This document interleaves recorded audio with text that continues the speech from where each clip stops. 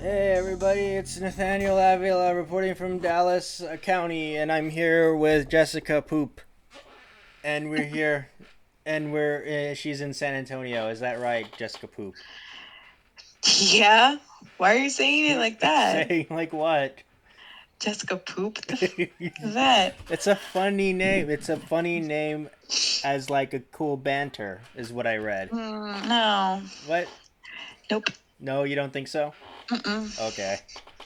Well, we are back. This is we were back from hiatus. Want to tell everybody why we were on hiatus? Yeah. One second. There we go. I broke my ankle. I broke my ankle at the beginning of April. Freaking fell down the stairs like a turd. My little dog has a really bad habit of running up the stairs when we're trying to keep him downstairs. And there's carpet upstairs, so that's why we try to keep him away because he's bad. He's a bad dog when it comes to carpet. And so I went to go get him, and I was bringing him down, but I was holding him out like Simba, in the Lion King. I Why? was holding him because he sheds a lot, and I didn't want to get his hair all over my sweater. Well, now, what do you think? What's a good trade-off? A little bit of hair on the Well, yeah, I sweater, didn't expect or to being in a misstep. cast for 2 months? So I was like 2 or 3 steps away from the bottom when it happened. I misstepped. I like overstepped and caught my heel on the step, and I just went forward. I couldn't catch my grip or anything because I had the dog. I didn't want to just like drop him, but it ended up happening when I was like mid roll. Okay. Now this is very And important. This is very important. Is the I, dog okay? he was fine. I was worried about him though. Okay. I did see him as I was going down, like kind of like land a little hard on the stairs, but then he darted back upstairs. I couldn't do anything. So when I finally got down, I finally like pulled myself up from the fall. My foot was almost completely turned all the way around. I had to like snap it back forward. Why It did you? was it was like, oh, and it was the worst pain. Yeah, you're not Oh my supposed to do that. god. You like only a trained like medical professional should do that because you might put it in No, wrong. no, the pain, like, period, like, that didn't really, it didn't really do much of anything as far as the pain level, like, up or down. It was already, like, an extreme pain. I would say that this pain was probably worse than childbirth. I've had 3 kids, and that was pretty close to being worse than Worse that. than a broken bone is worse than childbirth. Yeah, that Oh was jeez. bad. It was really bad. I don't know. I don't have the X-rays. I only have the X-rays of when they did the surgery with Yeah. the I So got screws and plate in my ankle. It's weird. okay. So if a Yeah. guy comes to you and say, "I pretty much know the pain of childbirth because I broke a bone," would you say that that's valid? I don't know. It depends on what bone. Like this bone, this right here, keeps your foot connected to your leg, Mm-hmm. and it was completely like Yeah. broken. Yeah. And then they Like had I to. could not stand on it. Like, but I mean, that's my experience with my childbirth pain and my broken bone. So that's my opinion on Okay. it. So But we that's had. that Yeah. that's why we were out because I was so for like minimum 6 weeks I was not supposed to be on my foot at all. So that meant that I was on pain pills and literally laying in bed for about a month. It was bad. The house became a wreck. It was just terrible. It's like everything falls apart when mom's not here. And I was here, but I was just like not be able to do anything. It was hard for Mm, everybody. But I'm almost back to normal. I kind of walk with the limp still, but I'm getting there. I'm almost all the way better, but it's still kind of swollen by my ankle, like on both sides. But I'm giving myself another like 2 months, and I'll be 100% back to normal. all right. Another 2 months. Yeah, because the bones still, like, I fucked it up pretty bad. So the bones on both sides of my foot, because they said that I did completely break my ankle, like fractured completely. And then I had a small fracture on one of my bones on the inner side of my, above my ankle. So, like, it was just a bunch of mess I made. So it's still kind of big. And at the end of the night, if I'm on my foot too long, it still does get swollen. So it's not all better yet, but I'm getting there. Okay. Well, we're getting there. And long story short, we had to chop it off, right, Jessica? Oh So she God. doesn't have a. I mean, there was this when I was in the emergency room. They have to. It's so weird from the way things were back when I was a kid. Of course, stuff has improved big time, but they just put me in a splint. They said we have to wait till the swelling goes down before they're able to do any surgery on you. So I literally, they had to move my foot, like turn it and straighten it, like point it up. They had to do that and put a splint, like wrap me, and I was like in pain. They hadn't even given me pain meds yet at that time, and I was like, oh my God, it hurts so bad. And then they took the x-rays, and then the doctor called them and said, I want y'all to redo it. I was like, are you fucking kidding me? I'm dead. Okay. I'm dead. But before they did it the second time, they said, let us give you some pain meds. Really? Okay. Now? But yeah, it was bad. Mm, okay. Well, now we're back and better than ever. And Jessica has a robot leg now. I wondered. I was like, am I gonna like go off in metal detectors or something? Like, Oh, but I went probably. through one and they didn't do anything, or maybe they. I don't know if he was even on. I didn't pay Okay. attention. Okay. But like, if it wasn't on, that's we got other problems. I don't know. It's at the Alamo Dome when my daughter graduated. So I don't know. Those people seemed like they didn't really know what they were doing. So They have like the metal detector that would just come in like. yeah, probably wasn't even on. I probably just went like that just to do it. They do like. I walked through the big one, the one you gotta walk through. Mm-hmm. Nothing. It didn't go off. Oh, okay. That's what I was expecting. Yeah. But I also kind of want to talk to you about this kind of like this big thing that happened in the podcast world. Uh, I don't know how much you are into the podcast world, but since that's what we're doing, I guess it's only fitting. Is during this past week or two, there was a huge fallout between one of the top podcasts out there called Frenemies with hosted by Ethan Klein and Trisha Paytas. Both are very big in the YouTube sphere, and they're also family asterisk. But they had a huge falling out on live camera during an episode, like a major like yelling match. I'm gonna leave. Left and like stop the episode right now early type fallout, and they said that it's probably done forever. Um, so what are you thinking? I have no idea who these people are. I've never even heard of this. So my question is like how are we able to make it like 3 seasons? Because I know people say like oh you shouldn't like work with family or anything otherwise like this that something like that could happen. How do we make it work? I don't know. These people were family, Pretty much, kind of. but they weren't. They're more like in-laws. Oh, that's different. Mm-hmm. We blood, bro. We Mm, blood. okay. I don't know. I mean, I have no idea who they are. I mean, so wait, so was this a pre-recorded podcast or was it live streamed? No, it was a pre-recorded podcast, And then they aired it. and then they aired it. That smells fishy to me. Okay. Hey, man. What is it? What is that called? Bad press is still press. I don't know if that rings true anymore. I have no idea. Like I said, I don't know what's going on with these people, but I don't know. I don't know. I just feel like we have just a good relationship, cousin bond here. I mean, I don't know that anything can come between that. I don't think so.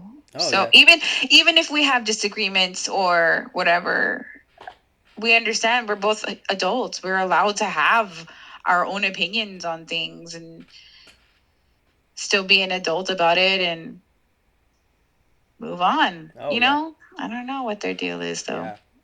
And then I call you and say, "Hey, are we still cool?" Yeah. Yeah. What? And Yeah. then I'll say, "I love you, Jessica." And half the time, I don't even know what you're talking about because it's like, what do you mean are we cool? Duh, we're cool. What are you talking about? Okay. I love you, Jessica. Love you too. Okay. So let's go on into like the actual nitty gritty of this whole thing. Also, money isn't involved when we do this because money does kind of like. Oh, that's true. That's true. Yeah, we don't. I guess we don't have any people listening, so. What are you talking about? Do you want me to look up how many people are listening? I can look up how many people are Hi, listening. 4 people that listen. No, Yeah, it's. I think it's a lot more than that. But let me look That's up. fine though. Like, maybe you're right though, because money can mess up Oh people's yeah, money can mind definitely do that. state of mind. They get, I don't know. Yeah, because that's what their argument was about. It Oh. was about money. Um, though she does say like it's not about the money, even though it obviously kind of was because she kept on bringing it up. Um, Mm. so I pulled up the stats. We have Oh. 1,500 plays. Oh, So cool. But that's like all our videos. yeah, it's all our videos. It's still pretty good though. Yeah, I guess, yeah. What do you guess? I know. 27 people listen. Yay. Oh So no. what if you don't know? Oh, because my screen got frozen. Okay. So yeah, okay. So let's go on to the meet and gritty. What are we talking about this week? I think you can correct me here. We're talking about um a temp. What is it? Hitman. That's Hitman. There right. you go. There you go. I was gonna say it wrong. So good. Yeah. Were we talking about hitmen or cases where there was a Yeah, hired hitman. hitman? Hitman, like a person who was killed by a hitman, a person who hired a hitman, or a hitman themselves. So that's Yes. that's the basis of this particular thing. So yeah, so we're gonna go and we're gonna talk about various cases where a hitman was involved. Do you want me to go first? Sure. Okay, I'll go first. So lay back. We're gonna spin you a web. Are you ready for you to be spun a web? I'm ready. Okay, I'm gonna tell you the story of Wanda Webb Holloway. Okay. Okay, so she was a woman from Channelview, Texas, known for attempting to hire a hitman to kill the mother of her daughter's junior high school cheerleading rival. Damn. Mm-hmm. It's like Karen. Like. Mm. Okay. So let me tell you the story. So Holloway had an intense desire for her daughter Shauna to be a cheerleader. In 1991, when Shauna narrowly missed out on a spot for her junior high school squad, Holloway asked her ex-brother-in-law, Terry Harper, to hire a hitman to kill Verna Heath, mother of the 14-year-old girl who had beaten her into the squad. So that's a To kill the mother of the girl. yeah. This was her thought process. Okay. So she believed that Heath's daughter would be so devastated by her mother's death that she would drop out of the cheerleading team, thereby giving the spot to Shauna. So What a whack job. Seems a bit drastic. Yeah, but I guess it kind of makes sense. Oh, it makes sense. You hear that, Well, everybody? I mean, Jessica like, says I'm it not makes trying sense. to. I can understand how she would think that, and I could understand if that's exactly what the girl did, being taken over by grief. But what ended up happening? You're saying this is justified. No, I'm not. I'm Then why not. you say? But Oh, I you're just saying it understand, makes like, sense. the lady's train of thought, even though it's so fucked up. Okay. So It's stupid. It's all dumb. I can't So- believe this. So, however, unknown to Holloway, Harper, who was her ex brother-in-law, who was told to go hire a hitman, had gone straight to the police after Holloway approached him, and she was arrested the next day. Damn. Oh, okay, so it didn't happen. Yeah, it didn't even get close Good. because he immediately turned her in like a rat 'Cause- when it happened. Because he was a good dude. Mm-hmm. Look at him. So I bet you like he immediately went over there. He was like drove straight over there. I bet you he like sat on it for a little bit, like, what do I do? What do I do? And then finally said, you know what? I can't. She's psycho. yeah, I mean, what's in it for him? It says ex brother-in-law, so they're no longer technically in-laws anymore. So they're not family anymore. Mhm. And him hire a hitman. I mean, he gives the hitman money. What does he gain on all this? Mhm. So he's like, I see. to the police with ya. Yeah, for sure. That man, that's crazy. Mm-hmm. So key evidence in this case for the prosecution, headed by Mike Anderson, came down to tapes provided by Terry Harper along with his testimony. These tapes revealed the words of Holloway offering her diamond earrings in exchange for never seeing Verna Heath in Channel View again. So she was going to pay with her earrings. So, Well, I hope they were worth a good amount of money. so the defense lawyer, Troy McKinney, argued that Holloway's ex-husband, Tony Harper, had conspired with his brother to frame Holloway. McKinney pointed to the divorce between Tony Harper and Wanda Holloway in 1980 and an ensuing custody battle over their children. So, do you think it was a frame job? Nah, I don't think it was either. there's a reason why they're divorced. Just kidding. I'm just kidding. Yeah, ¿Está loca?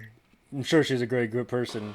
Sure. Asking a person to hire a hitman to kill a mother of another child Oh my god. just to get her child in a cheerleading squad that she probably won't remember for the next year. Yeah.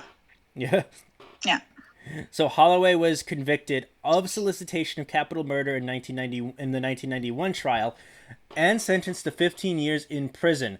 However, the conviction was overturned when it was discovered that one of the jurors was on probation for a drug test-related felony. What? Wow. And should have never been allowed to serve on the jury. And a mistrial was declared. So this bee never served time? Huh? She didn't serve time at all? Well, she gets another trial. So. Oh, okay. Because it's a mistrial, so she gets another one. So Holloway hired a new defense lawyer, Jack Zimmerman. This time, Wanda Holloway admitted to the crime, pleading no contest, and Zimmerman successfully negotiated a plea deal for Holloway. So she did that. So on November 9th, 1996, State District Court Judge George Godwin sentenced Holloway to 10 years in prison with a fine of $10,000. On top of this, Holloway settled a civil suit filed by the Heath family. On October 2nd, 1994, Holloway agreed to pay a total of $150,000 to the victims. It was decided in court that $70,000 would be given to Verna and her husband, and $30,000 to the children of Verna, and $50,000 to cover the legal expenses of the case. So, yeah. So Holloway was released on March 1st, 1997, after serving just 6 months of her sentence. The judge ordered her to serve the remaining 9.5 years on probation and to complete 1,000 hours of community service. So. That's insane.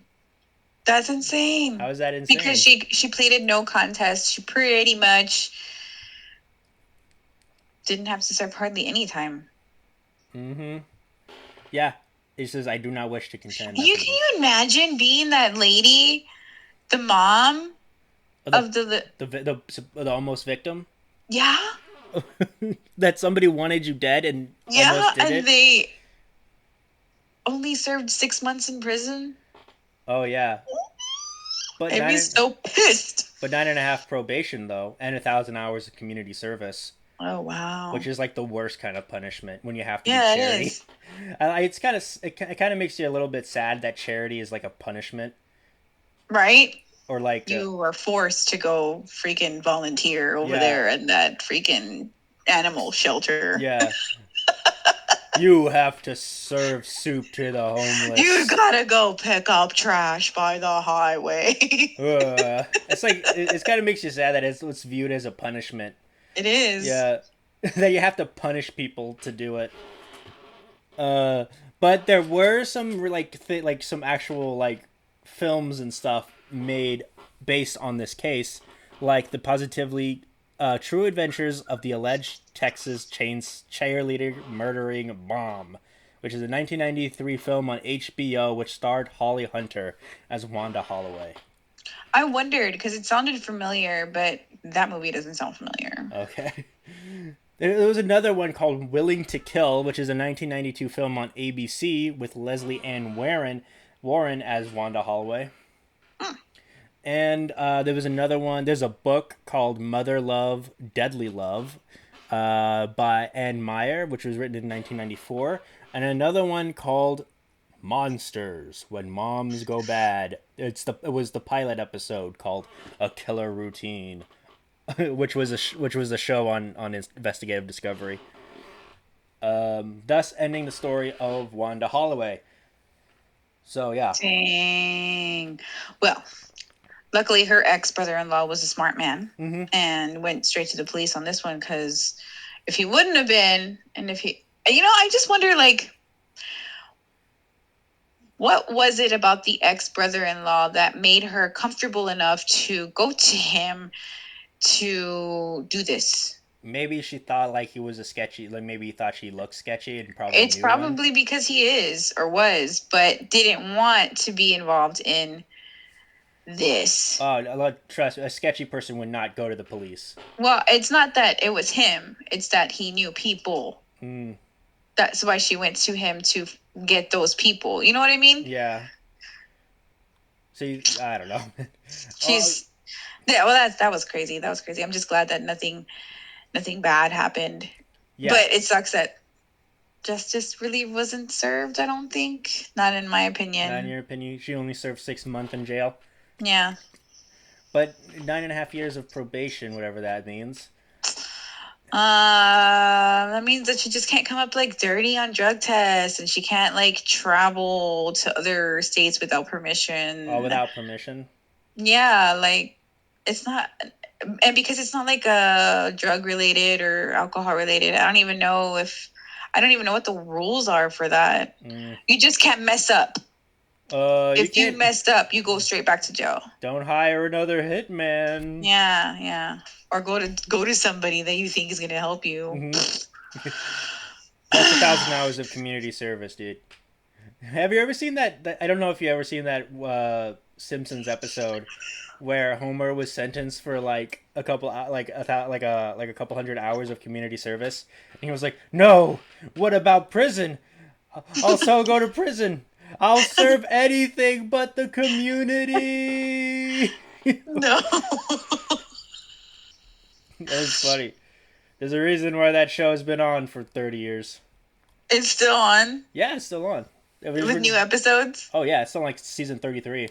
I didn't even know. I don't have cable, so I don't know. It's not on cable, it's on Fox, which is on network television. Well, I don't have the. I probably do. I just don't have my TV connected right. It's on Disney Plus as well. Oh, for real? Yeah. See, I have that. It's on Disney Plus, and the latest season is on Hulu. And I have Hulu. Yeah. I love Hulu. Hulu is my favorite. Okay. The entire season is on Disney. The entire series is on Disney Plus. So, yeah. So that's the story of Wanda Holloway. What do you got? Okay, so my story is about Tim Lambesis, and he was the singer for a metal band called As I Lay Dying. A Christian metal band. Yeah, a Christian metal band. They say now that they don't like to categorize themselves as such. That's If lame. that's the way you feel when you listen to their music, then that's the way you feel. But yeah, so I'm gonna go ahead and get started. I'm just gonna pull this from Wiki. Okay. That's where I'm going because I couldn't really find any articles that helped me with the timeline. Okay. All right, Go for so it. Lambesis grew up in Southern California and was voted most like Jesus by his classmates when he attended Santa Fe Christian School in Solana Beach, California as a teen. He attended Liberty University for a time and majored in religious studies. So that right there says that he's a religious dude, or at least grew up that way. That he's super Lambesis Christian. is a bodybuilder. So he got into bodybuilding. Oh, he's And then he's, evangelical? I don't know. I Because mean, Liberty is an evangelical university. oh yeah, Yeah. I didn't know that. Okay. And so Lambesis is a bodybuilder, and he started his own YouTube fitness channel.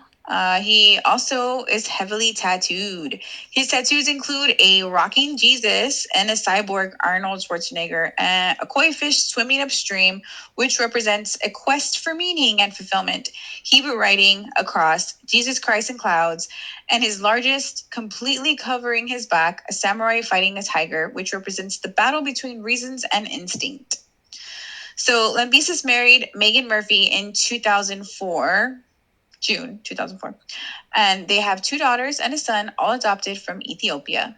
Lambesis has previously stated on multiple occasions that he is a Christian. During an August 2010 interview on the Full Armor of God podcast, Lambesis said, I can only really write about what I'm passionate about in life. So naturally, my faith, my belief in the teachings of Jesus and his resurrection come across in our lyrics. He was described as a follower of Jesus once more. So now he's married and he's got 2 kids. Well, actually, he's got 2 girls and a boy, and he's still all about Jesus. Okay. Starting in 2012, Lambesis has made several statements indicating a change in his religious beliefs. In a post on his Tumblr page explaining some of the lyrics from As I Lay Dying album Awakened, Lambesis stated his studies of theology has led him to the conclusion that tradition and truth are often at odds with each other. While he noted that he didn't hate all religious beliefs and was still inspired by the words of Jesus, he was finding it very difficult to outline exactly who it was that was worth siding. He was worth siding with. Okay, and was increasingly regarding the God of tradition and ritual that I grew up with as a less and less of probable truth. He also quoted the book of Pagan Christianity by George Barna and Frank Viola, noting that both Protestant and Catholic dominations have poisonous roots. Oof. Okay. Oof. What are you oofing All right. on? Oof. What are you oofing So it just about? sounds like he's just trying to really find like truth in everything he's been taught and studying his whole life. Yeah. In August 2012, Lambesis sent an email to his wife, Megan Murphy Lambesis, while on tour with As I Lay Dying, in which he stated he no longer loved her, had engaged in an extramarital affair, and no longer believed in God. Oof. They separated the same month. She filed papers in San Diego Superior Court 1 month later, September 2012, seeking a dissolution of their marriage, according to an online court database. In the divorce papers, Megan stated that Lambesis was obsessed with bodybuilding, spending endless hours at the gym, and was wasting thousands of dollars on tattoos. She also alleged that he had become dangerously distracted while watching their kids, including falling asleep while they played in their pool, and had taken 2 last-minute trips to Florida to see an extramarital girlfriend. When not on tour, Lambesis lived in Del Mar, California. Murphy and their children lived in Encinitas. Encinitas. Encinitas. Yeah. Okay, so now we're moving on to the crime. Yeah. All right, so on May 7th, 2013, Lambesis was arrested in Oceanside, California for attempting to hire a hitman to murder his estranged wife, Megan Murphy. And according to the San Diego Sheriff's Department, was charged with soliciting an undercover detective to kill his wife. Lambesis approached someone at the gym and asked if he knew anyone who would kill his wife. Lambesis met with an undercover agent posing as a hitman, codename Red, according to Deputy District Attorney Claudia Grasso. Red asked Lambesis if he wanted his wife of 8 years gone, and Lambesis said, "Yes, that's what I want." He then gave the undercover agent an envelope containing $1,000 for expenses, pictures of his wife, her address, the code to get through the gate, and the date of which to kill her. Lambesis had directed the detective he believed to be a hitman to kill his wife while he was with his children so he would have an alibi. He agreed to pay $20,000 for the hit. Yeah, I was gonna say like $1,000 is a bit low. Right. Oof. So on May 2013, Lambesis pled not guilty. Dang. To a felony charge of solicitation of murder and was ordered and held on a $3 million bail despite prosecutors deeming Lambesis a flight risk and danger to the public. Lambesis bandmates, representatives from management and Metal Blade Records, and band attorney Ian Friedman were in attendance at his arraignment. According to the district attorney of the case, an audio recording of the transaction between Lambesis and the undercover detective exists and was reportedly used at the trial. A readiness conference was set for June 10th, 2013, and a preliminary court date was scheduled for July 10th, 2013. During the month of his initial arrest, Lambesis pleaded not guilty, and his lawyer stated his thought process were devastatingly affected by his steroid use. A new bail hearing, steroid use. That's also illegal. Yeah. Well, I don't know if it's illegal to take, but you're not allowed to. You're not allowed to like compete with them. I guess if he's not competing, I guess it's fine. I guess, right? I think they're still not legal. A new bail hearing was held by Lambesis on May 17, 2013, at which his defense attorney Tom Warwick had bail reduced from $3 million to $2 million. Lambesis was released on bail on May 30th. Lambesis was ordered to wear a GPS monitor, was subject to strict travel restrictions, and was unable to see or communicate with his wife and his 3 children. As a result, As I Lay Dying's mid-2013 tour with Killswitch Engage was canceled. Yeah, that'll cancel. That'll end a tour. That surely did. Surely did. Mm-hmm. All right. Moving on. On February 25th, 2014, Lambesis changed his plea from not guilty to guilty and was sentenced to 6 years in prison on May 16th, 2014, and credited with 48 days of time served. Wow.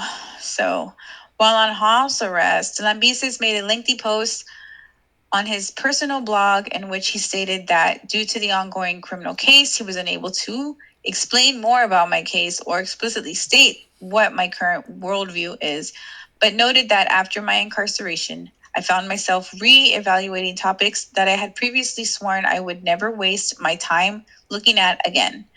Lambesis stated that I grew up in a Christian home and held that belief myself for many years. In the process of sincerely trying to defend that belief in a scholarly way, and shortly after finishing my degree, I felt that it was unreasonable to call myself a Christian in light of the evidence. Many As I Lay Dying fans picked up on the not so subtle hints at my worldview change in a couple songs on Awakened. It was never really hidden. In 2014, Lambesis came out as an atheist, claiming that he, along with other members of the band, just kept pretending to be Christian just to sell records. Oh, that's terrible. Wow. I mean, religious music does sell. I Like, know, but it's not cool to pretend to be something you're not oh in yeah, order for for getting money. sure. I agree. Mm-hmm. A claim called slanderous and defamatory by another member of the band. He even recalls feeling awkward when he asked for their testimonies and when fans asked to pray with them. According to Lambesis, his renunciation of Christianity made it easier to have an affair. However, since his arrest, the band has released a statement that Lambesis has spent much of his last year reevaluating what originally convinced him to abandon his belief in God. After much brokenness and repentantness, he sees things differently, considers himself a follower of Jesus, someone submitted to the will of God, or whatever you want to call it. Adding, that's for him to talk about when he's comfortable, and only time will tell when he is sincere. Okay, so he's a Christian again. Hooray! At least that's what the band is trying to say, you know. I don't know. What I feel like he was being honest about when he told his wife whatever he told his wife at the end. I don't believe in God anymore. I don't love you anymore. I'm done. Like I feel like he was trying his best to like be done and be his true him. Okay. I feel like the band wants him to not be like that. Well, I don't know if his true him is a person who does, who cheats on his wife and does steroids and then wants Yeah. to solicit murder. I can understand them for them not wanting him to be like that.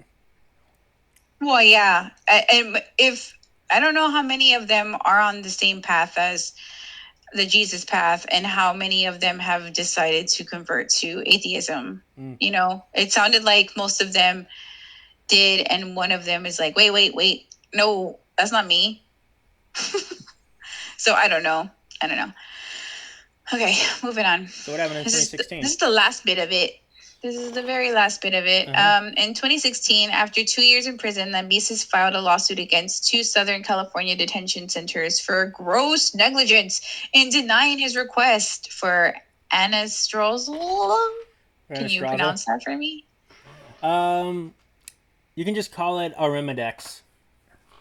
Arimidex, all right, which is a drug he'd been prescribed to fight the side effects of withdrawal from steroids. The lawsuit alleges that as a result of the failure to provide him the drug, Lambesis developed breasts and underwent severe emotional distress.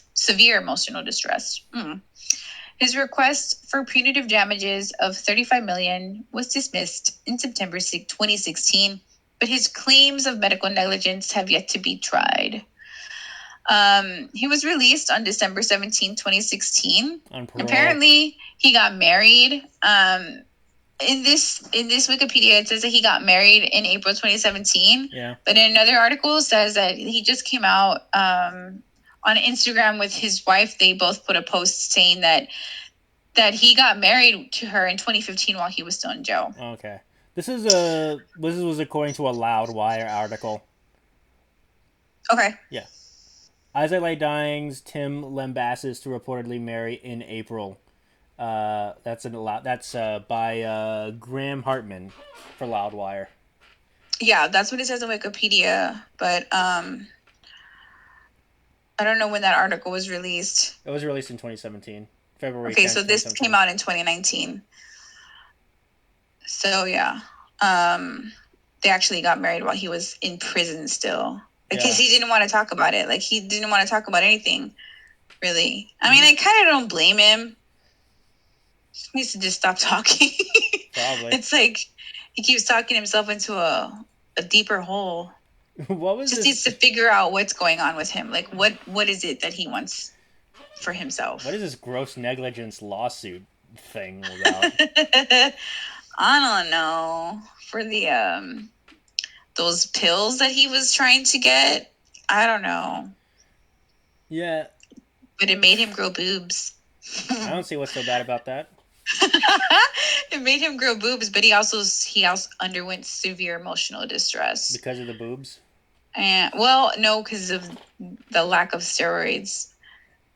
Have you ever seen people when they're on steroids? The roid rage and stuff like that? I don't like roid rage. That's why I don't go to gyms.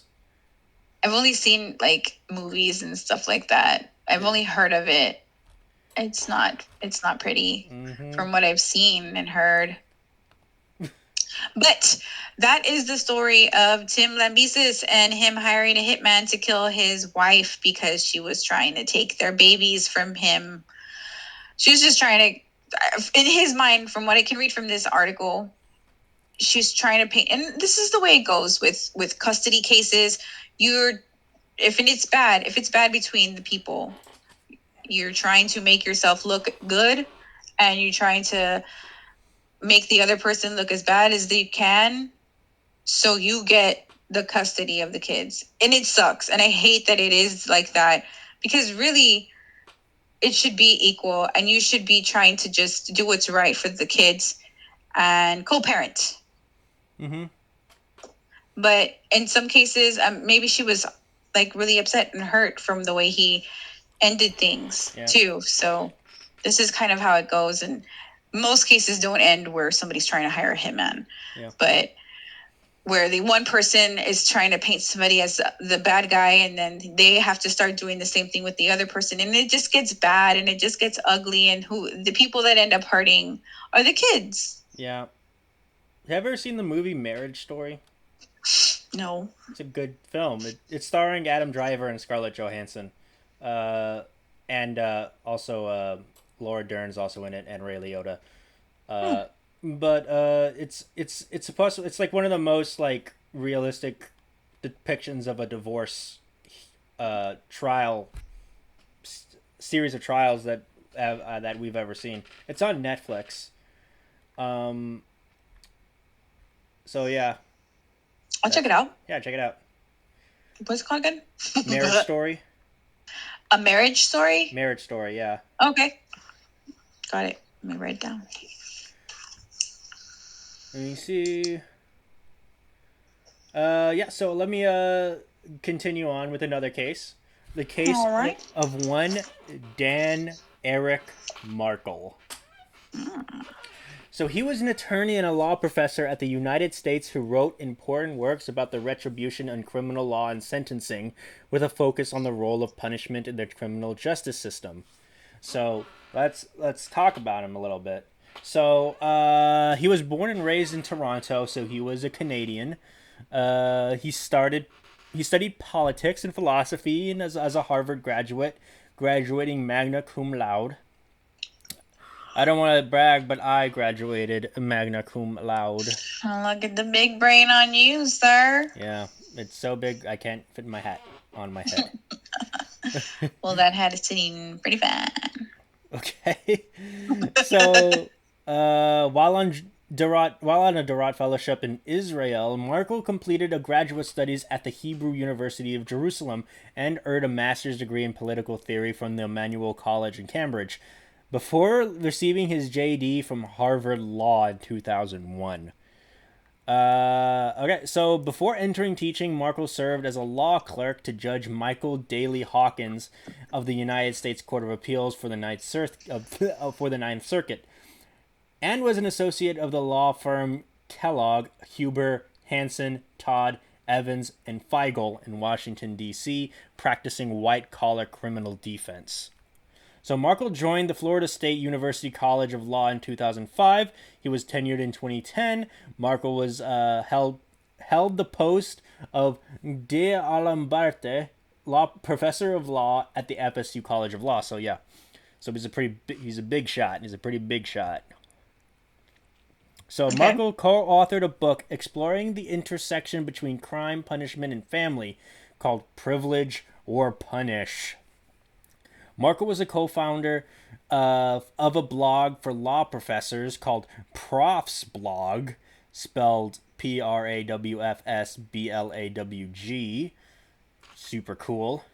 So his law review articles included an argument for the abolition of the death penalty, published in the Harvard Civil Rights, Civil Liberties Law Review, a critique of the use of shaming as a punishment, published in the Vanderbilt Law Review, and a paper on punitive damages published in the University of Pennsylvania Law Review. So, also interested in sports law, he and his co-authors proposed a method of giving fans an opportunity to participate in the management of sports teams. He also wrote opinion pieces for the New York Times, Slate, and The Atlantic, among other publications. In addition to his scholarship, he was a consultant from the defense of the federal prosecution in New Jersey involving rabbis accused of extortion by the FBI. So, pretty cool. He does a lot of stuff in law. Right? Mm-hmm. Well, he was shot in his home in Tallahassee. Okay? Shortly before 11 a.m. on July 18th, 2014, and died early the next day. Yeah, he was shot and killed in his home in Tallahassee. How does that make you feel? That sucks.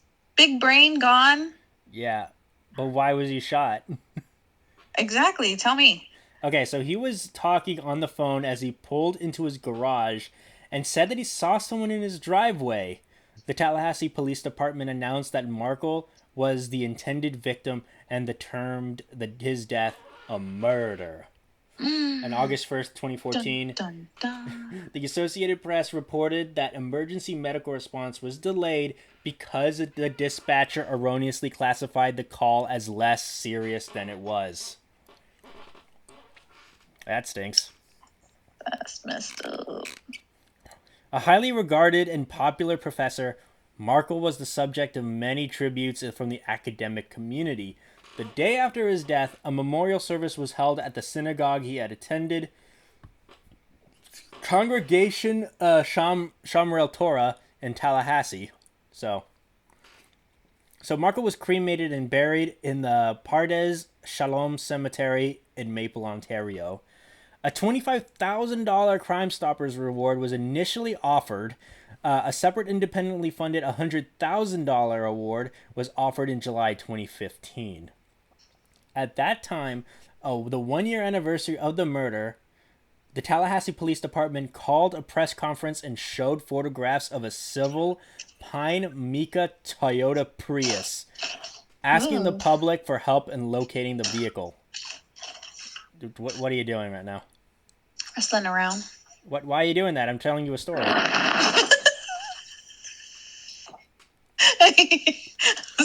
I hear you. I hear you, son. Okay. So, the police also released unredacted police reports from the crime scene in February 2016, but these contain no new information regarding the crime. Only the names of police officers who visited the crime scene. So, on May 26th, 2016, a suspect, Sigfredo Garcia, 34, of Miami Beach, was arrested for first-degree murder based on a warrant issued by the Leon County judge. Tallahassee police would not release further details, but told reporters that the killing was being investigated as a murder for hire, and sources said that they expected more arrests in the case. So they found the hitman, which was this Sigfredo Garcia guy. So a few days later, a judge in Leon County Court ordered the probable cause affidavit behind the arrest unsealed. The affidavit revealed investigators' belief that Garcia and Luis Rivera, who was 33 years old, had traveled from the Miami area and rented a Prius, staying in motels on the nights of July 16th, 17th, and 17th of 2014 to commit the crime. So evidence included cellular phone banking and SunPass electronic toll collection records, security camera footage from buildings and city buses along the streets. Markle and the alleged killers had driven, and the testimony of an unnamed informant along with nearby witnesses. So the morning of the killing, they had trailed Markle as he ran errands and went to the gym until they could shoot him at his home. So, Pero why? I don't know. I have no idea. So, the affidavit further outlined investigators' theory of the case that Markle's death was a contract killing, in which Charles Adelson, the brother of Markle's ex-wife Wendy Adelson, and Donna Adelson, Charles and Wendy's mother, had used Catherine Magbanua as an intermediary to hire Sigfredo Garcia and Luis Rivera for the killing. According to the affidavit, the motive was the desire of the family of Wendy Adelson to allow her to relocate to the Miami area with the children. Catherine Magbanua, who had mothered Garcia's 2 children, was alleged to have been the link between the Adelson family and Garcia and Rivera.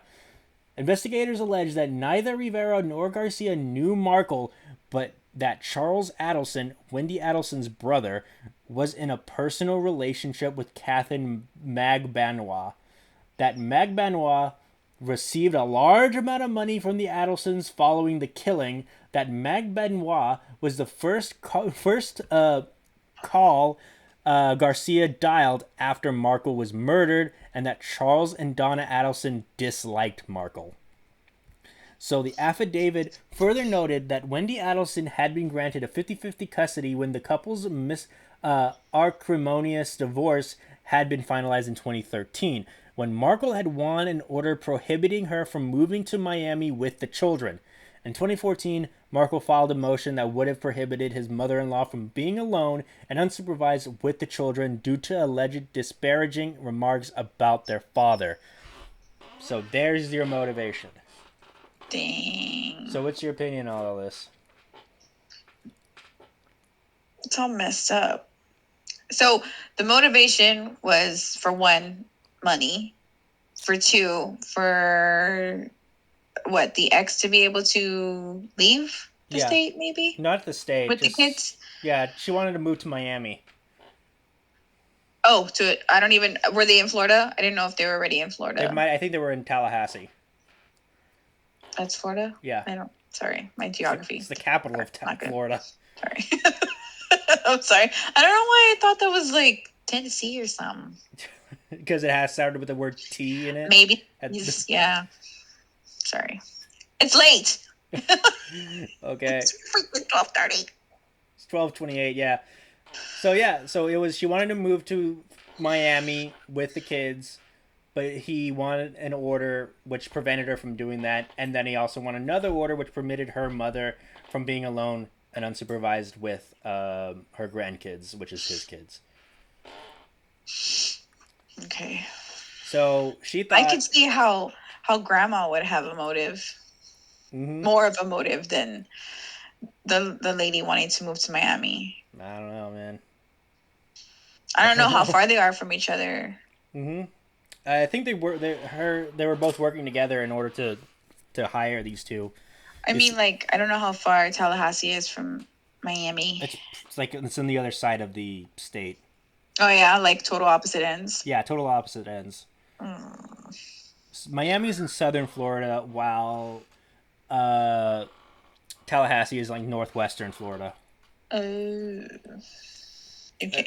Okay, so a grand jury in Leon County indicted Garcia and Rivera on charges of first-degree murder in the connection with Markle's killing on June 17, 2016. Rivera had been jailed on unrelated federal charges since 2014. He had pled guilty in federal court in Fort Lauderdale to racketeering conspiracy arising from his leadership from the North Miami group of the Latin Kings gang. He was sentenced for more than 12 and a half years imprisonment and currently incarcerated at the Coleman Federal Prison in Central Florida. The state filed the documentation with the court. This included detailed information on Rivera and Garcia's first trip to Tallahassee on June 4th to 6th, 2014, including an exhaustive review of cellular, phone, and GPS records placing them in the vicinity of Markle on both trips, and an expanded probable cause affidavit which included photographs and maps related to the murder. The media released videos of the Prius stalking Markle throughout Tallahassee on July 18th, 2014. Sigfredo Garcia was pictured in a Toyota Prius at an ATM in Pembroke Pines, wearing a white long-sleeve dress shirt. Media reports using the release photos showed that immediately after the murder, video from a Tallahassee bus showed the Prius going north from Thomasville Road with an individual in the passenger side changing into a long sleeve white shirt. So, yeah, these guys were obviously not expert hitmen because they were leaving like evidence. They weren't even trying to hide. Breadcrumbs all over the place. And the funny thing is that they weren't arrested until 2 years after it. Doesn't that make you think a little bit? No. These people. What do you think about the police work? They didn't catch him until 2 years after the actual murder, and they were leaving all this evidence all around. Oh, I don't know. Maybe I have no idea. I have no idea. So on September 16th, 2016, the ABC News aired In-Laws and Outlaws on a 2020 episode in the investigation into the murder. On October 1st, 2016, police arrested Catherine Mangbanwa. She too was charged with murder. On October 4th, 2016, Louis Rivera pleaded guilty to the charge of murder as part of a plea bargain in which he was sentenced to 19 years in prison, which would run concurrently with another sentence he was already serving. In his confession, Rivera claimed that Sigfredo Garcia had recruited Rivera to take part in the killing of Markle and that Catherine Mangbanwa was the woman in the middle doing everything. Yeah. Rivera also claimed that he did not know the names of the people who had hired Garcia and Mangbanwa, but that the reason for the killing was because the lady wants her 2 kids back. She wants full custody of the kids. So. Because I think they had like dual custody, but she wanted full custody. Oh. Yeah. So the Adelsons deny any involvement according to a statement issued by their lawyers, including Charlie's close friend Michael D. Weinstein, son of Wendy's godfather, Peter Weinstein. None of the Adelstons, Wendy, her brother Charlie, or her parents Donna and Harvey, had anything to do with Dan Markle's murder. Do you believe that? Why not? I don't know. You don't know? No. What do you know?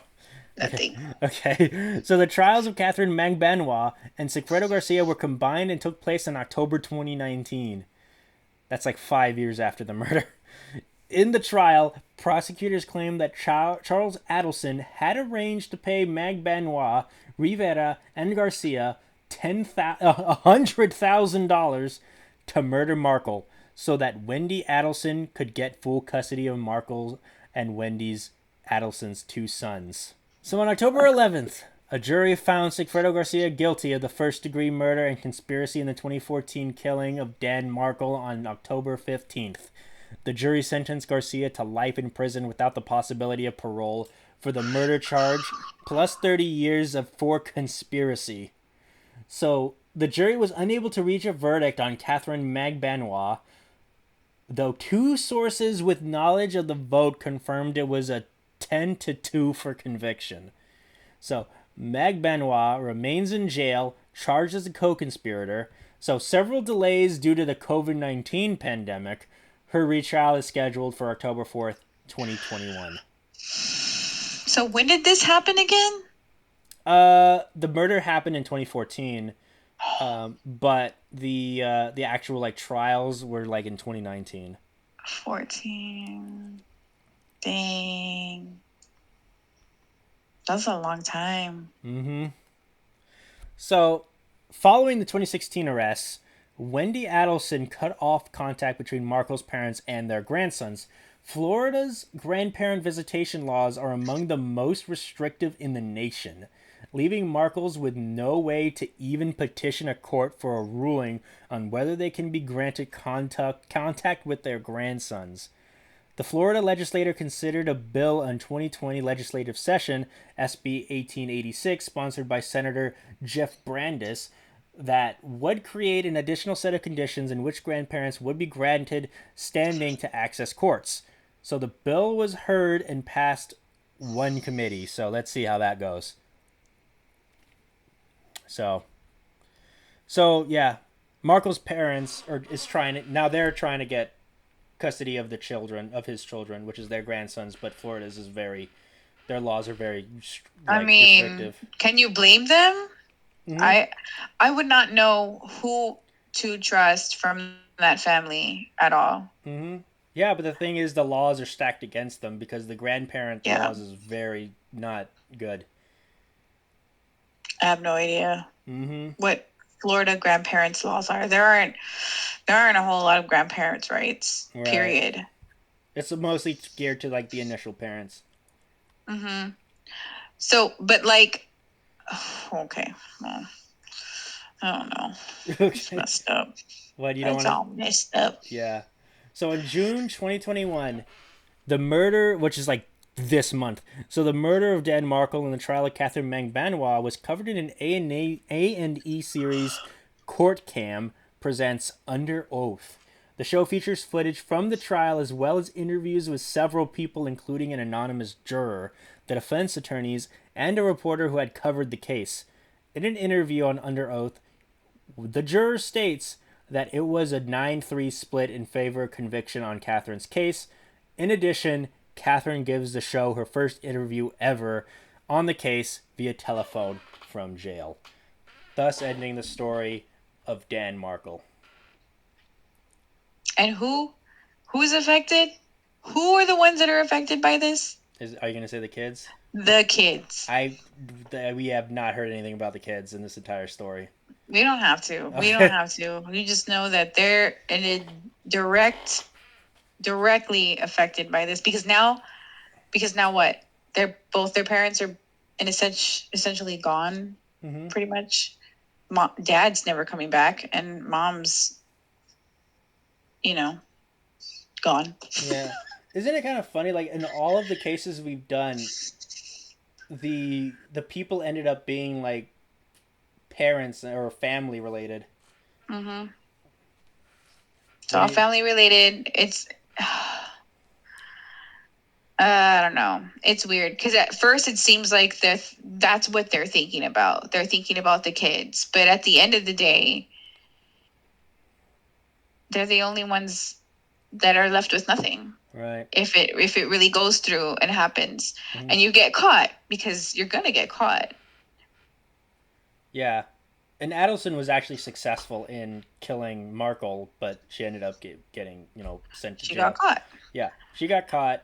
Cause what is it? 14.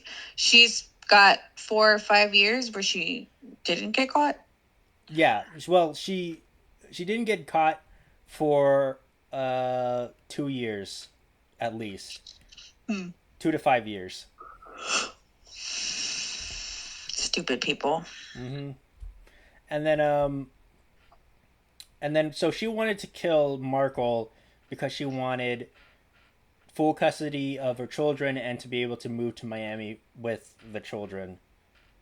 And her mom also wanted Markle dead because he won a settlement to not have her be around the grandkids unsupervised. Lumbassus wanted to kill his ex-wife to get custody of his kids. Is that right? Yeah, pretty much. I think it was because she was also trying to paint him like a bad guy and an irresponsible father, to make it look like he can't be with the kids. At least he can't be with them the most of the time. So, yeah. And then also, Holloway wanted to get her kid on the cheerleading squad. That was her motivation. So let's kill some other little girl's mother, devastate her, and make her freaking break to the point to where she just can't do anything in school anymore. So my kid can be in the cheerleading squad. Yeah, it's perfect. It's perfect. That's Let's the perfect crime. Let me ask my ex-brother-in-law to set it up. He'll do it. He's sketch. He's sketch. Oh, the police? Oh, hi, officer. What do you mean he turned me in?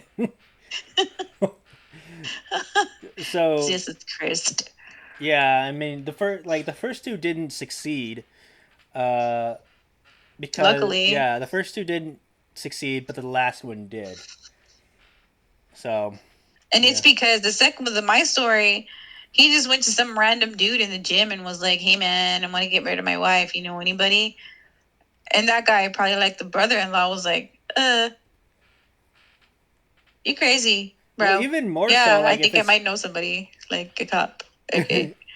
even more so, it's like some random dude in the gym. If some random dude said like, "Hey, man, you know anyone who can kill my wife?"